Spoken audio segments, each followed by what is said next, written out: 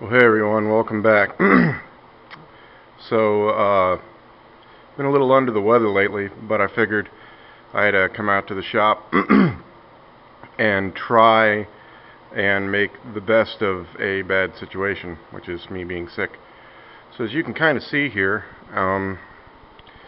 we got the epoxy good and in there, and it's now these two pieces of that were scrap are now laminated together, and so they're good to go.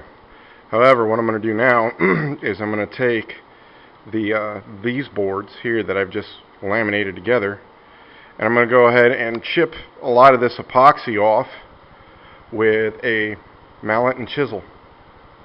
So a lot of the big stuff, which there's a pretty big bead, so that's what I'm going to do. If that proves to be a huge, laborious pain in the ass, and it very well could, I'm going to go ahead and bust out the sander. I don't want to do that just yet because this epoxy in its current configuration with Cabosil as the thickener versus talc as the thickener really does a job on clogging up sandpaper. So if I can avoid that, I will. So that's kind of the plan right now.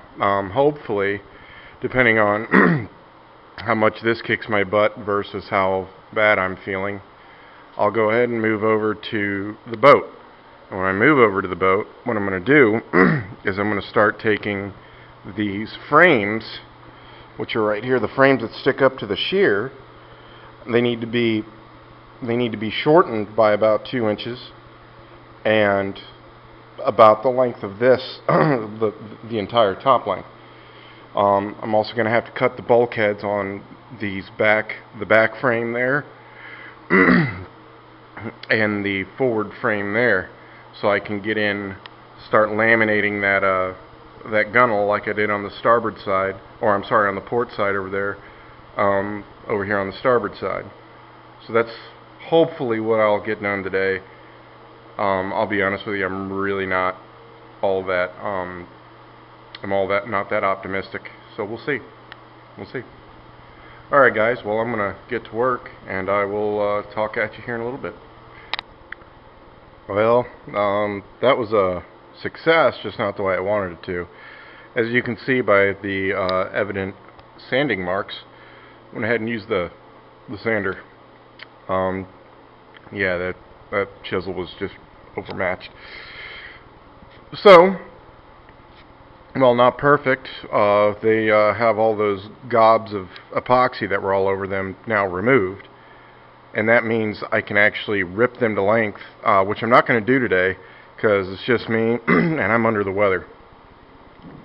So I'm not going to be doing that today. I'll probably wait for this weekend and either have my wife or a buddy or something like that help me rip them. But I'm not done. So while those are good and they're ready to be ripped, and that's great, I'm going to transition over to the boat. And that's kind of the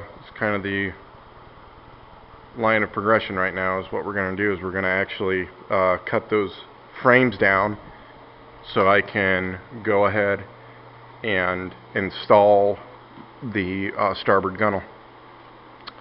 So that's the plan. Yeah, so I'm gonna go ahead and bust out my handy dandy tape measure and oscillating tool and get to work.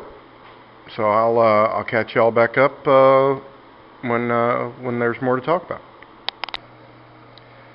Well, hey everyone, welcome back. As you can see, I haven't gotten any better, but I have taken a cough drop, so that's good. I have gone ahead. My little one is out here right now because Mom decided to leave her home with me today. While I'm recuperating, I get to watch the baby, which, I mean, that's okay. So, as you can see, I've gone ahead and marked on this frame here. And I'm going to try to zoom in if I can. Oh, wait a minute. Here we go. There we are. I don't know if you can see that any better, but there's a line there that's marked down 2 inches. Now, what I did was I followed the level plane, or, you know, struck a level line, not a true line to the hull. In other words, what I have done is measure, well, tape measure obviously, measure down 2 inches, so, you know, requisite 2 inches, and then, using this as kind of a guide, went ahead and put my pencil there and just struck the line at level. What does that mean? Well, that means that the timbers as they lay on here will lay flat. Now, I might need to do, and like I did over there, I'll have to do some planing once the laminated timbers are in place to get them level across, and that's okay, because that's what I did over there. But I did that all along here, and that's kind of where we're at. So, without further ado, I'm going to get out my handy dandy oscillating tool, and I'm going to start cutting. So I'll catch you guys back up once I'm ready to show you more.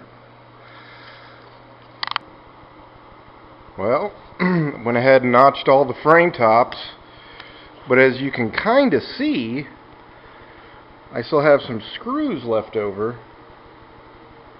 from when I was building it, because I screwed the shear and then the plywood into the frame.